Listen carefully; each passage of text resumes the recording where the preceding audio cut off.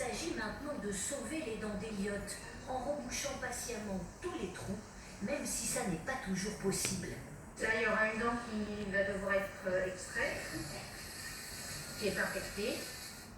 Des opérations comme celle-là, le docteur Rebel en fait de plus en plus, 4 à 5 par semaine en moyenne, sur des enfants de plus en plus jeunes et aux dents parfois rongées jusqu'à la racine.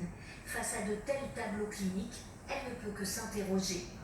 On ne peut pas faire une carie sans sucre, ce n'est pas possible. Donc il y a forcément du sucre. Trop de sucre.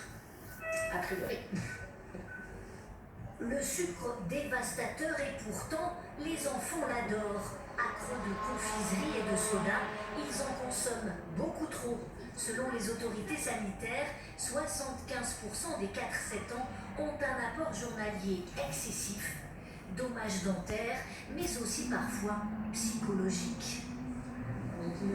Lorsque la mère de Kéliane consulte ce psychiatre il y a 3 ans, c'est parce que l'école l'alerte. Son fils ne suit plus en cours et agresse ses camarades. Le spécialiste diagnostique un trouble de l'attention causé selon lui par une alimentation beaucoup trop sucrée. Le cerveau baignant dans un océan de sucre ne va plus savoir comment gérer l'apport en sucre. Comme s'il y avait une forme de résistance qui se créait. Et à partir de là, les cellules nerveuses souffrent. Et cela donne lieu à des problèmes d'attention, des troubles de concentration, des troubles de la mémoire qui se retrouvent chez l'enfant. Le médecin prescrit une diète nutritionnelle, la suppression de tous les sucres rapides comme les sodas, les biscuits ou les confiseries. Dès les premières semaines, les nuits de Kéliane s'améliorent. Avant, je dormais très mal, je ronflais beaucoup et des fois je m'étouffais dans la nuit et j'étais obligée de mettre un masque pour dormir et là je me sens beaucoup mieux. J'arrive mieux à dormir, je ne ronfle pas trop et je me sens mieux dans mon sommeil.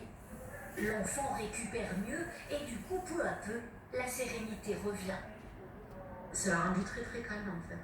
J'ai remarqué de la concentration, beaucoup de concentration. Donc il se posait, il réfléchissait, il se concentrait. Alors qu'avant, non, pas du tout. Il était hyperactif. Aujourd'hui, beaucoup de recherches scientifiques pointent les liens entre le sucre et certaines pathologies. Obésité, maladie du foie et même diabète de type 2, jusqu'alors quasi inconnu chez l'enfant. Les autorités sanitaires tirent la sonnette d'alarme et dénoncent un environnement qui sursollicite les plus jeunes. Il faut qu'ils apprennent à en consommer moins, mais pour ça aussi, il faut qu'ils cessent d'être surexposés à un grand nombre de sollicitations publicitaires dans la rue, sur les écrans, énormément de produits très attractifs. Dans les supermarchés, un enfant qui se promène dans un supermarché est exposé à beaucoup de tentations. Pour un enfant de 4 à 7 ans, l'ANSES préconise 60 grammes de sucre par jour maximum. C'est l'équivalent de la dose contenue dans une seule canette de soda. Voilà, et merci aux téléspectateurs qui nous suivent sur TV5 Monde.